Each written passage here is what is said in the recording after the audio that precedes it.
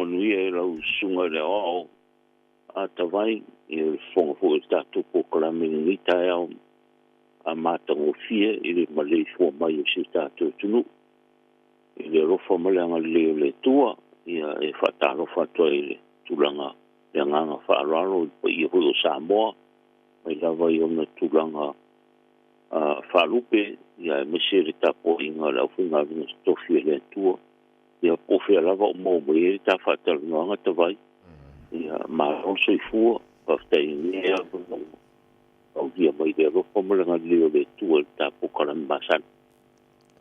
Malo fa telo fioga le konsula mo le fa avno mo le temi nei foi Taeao fou o le ua fai tau sol tatu nga tu e fa manatu le onus fu fa sanga o le tu tasi o tatu malo o moi temi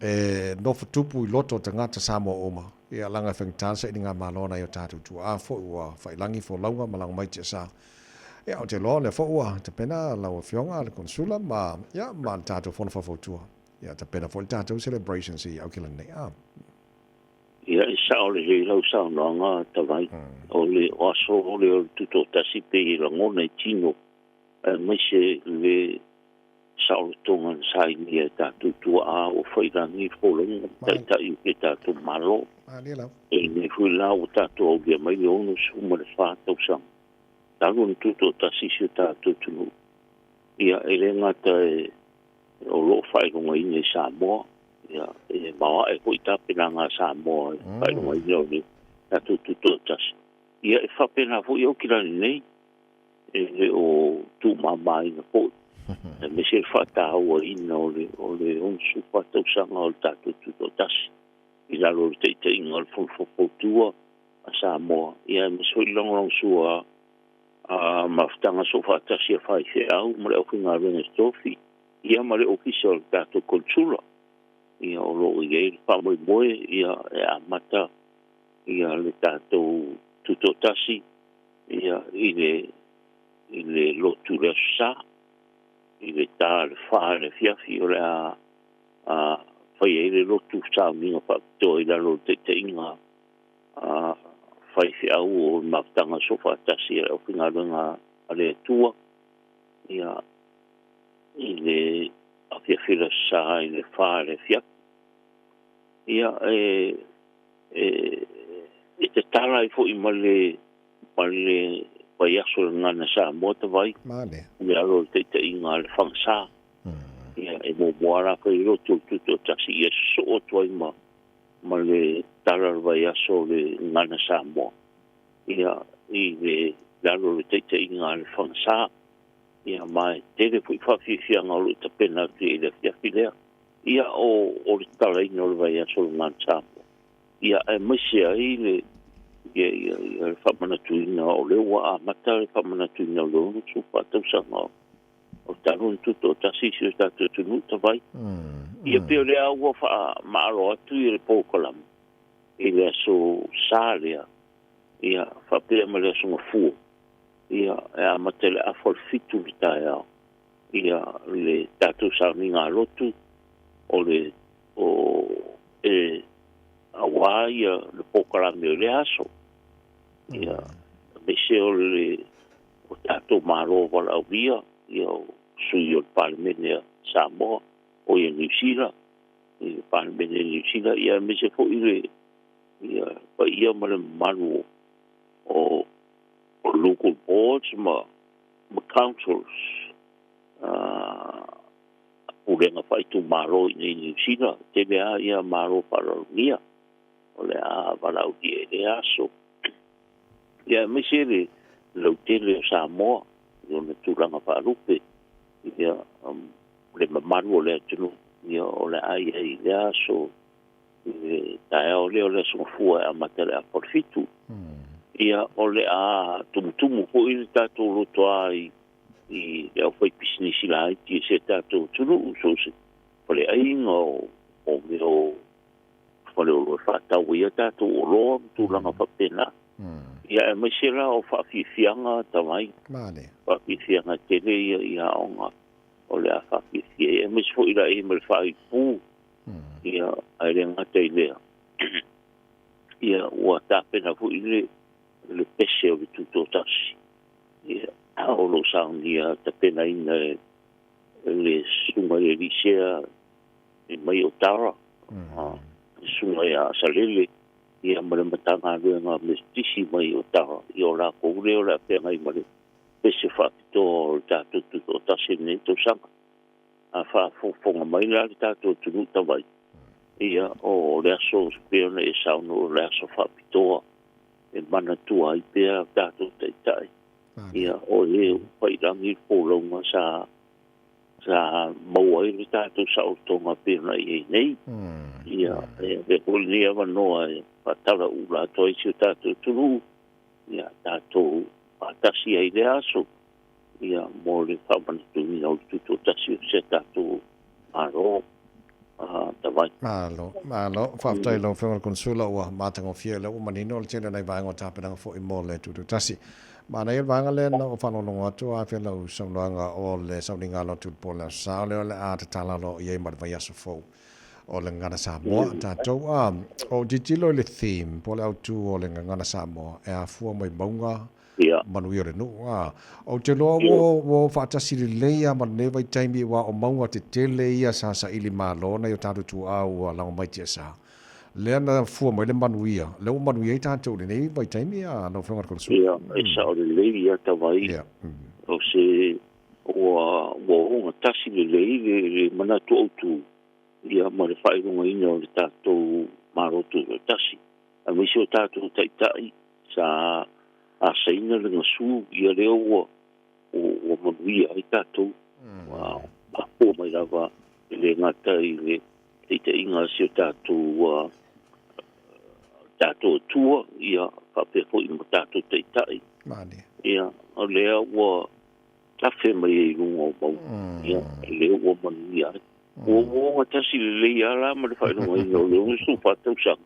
Ia ma le vai aso le ngana Samoa. E lango nai le nganga fia ia o no to fafu wa e whangasa.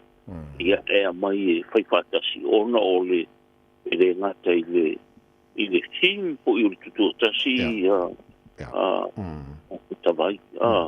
O le ngā lue o i o le ngā lue so whatasi o le amtanga fau. Ia o mai le theme o le ngana Samoa po mai maunga o manuia. Ia a tu whatasi ia ua o ngatasi le leia o manu o tu ia lua.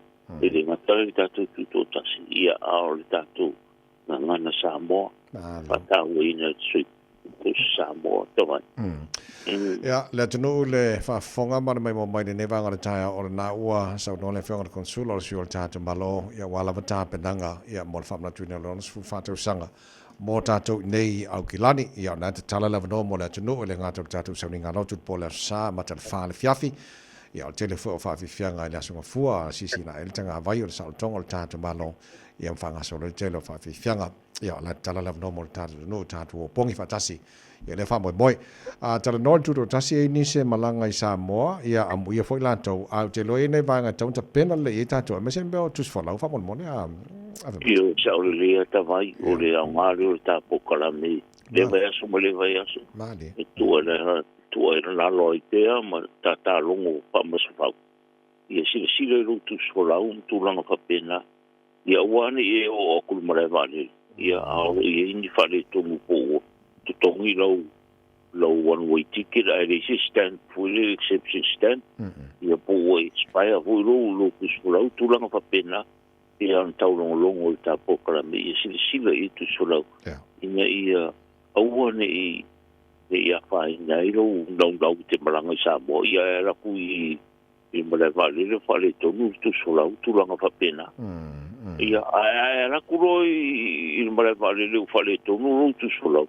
Ia sile ero ngo po tsau I ka po fai ku ka tawai. Le ko ya vango aku le ofisa. E mo so sami mo. Ona le kula pisika ko I le fai ngo le famana tuina tatu ku pas. Ai la kora mala va le poro kai o ia. E sile ero sau I ka po fai ku ka tawai. Ia fai ero ku spolo se.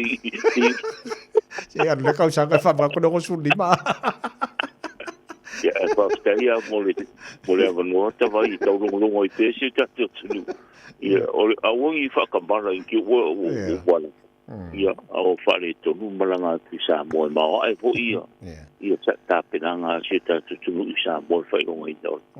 Ia, suta a tausanga tātou tuto tasi tawai. Malo whafte tele. Ia, le lei o lo o longolongo pēm whamanatu lea tino o ia walela tātou ngatu neila I le ngangana Samoa whamanatu ina napa ia maanga ia I o keno alo a makaku o loa Samoa o le o whatu nei New Zealand. Saore leia tawai. Moni leina o Samoa o lo kere tere whare o loa I o mau ia tātou la I Samoa e lei.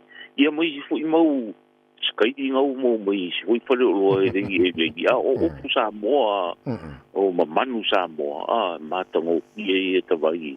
Ile na ole le ia la wi si skaiti manga ia nga. Ia tātou whare o loa Samoa I nei. Ia me sere vai aso ngana Samoa. Ia renga te lea ia o tātou pisinisi lea patutu mai I tātou rotoa I le aso tuto tasi ia kakau ia kako o roa Samoa. Ia me sere tele o tātou tau mafa lea aso. I le songa fua lea. Aina paulisi mea tawai whamanatu atu I tātou atunu.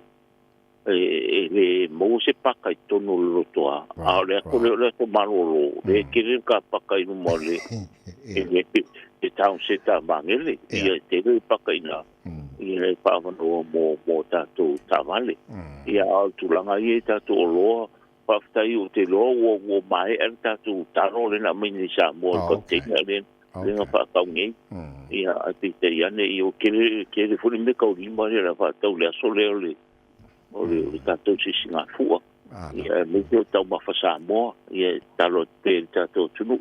E sa ua le whau li mai Samoa, e ko ai le mua tau mai. Ia e talo te pēr I si tātou tunu, ia ta si au sao tā ua wale, te maa inga si tātou tunu. Ia me se ho I sa minga o le tuto tasi tawai.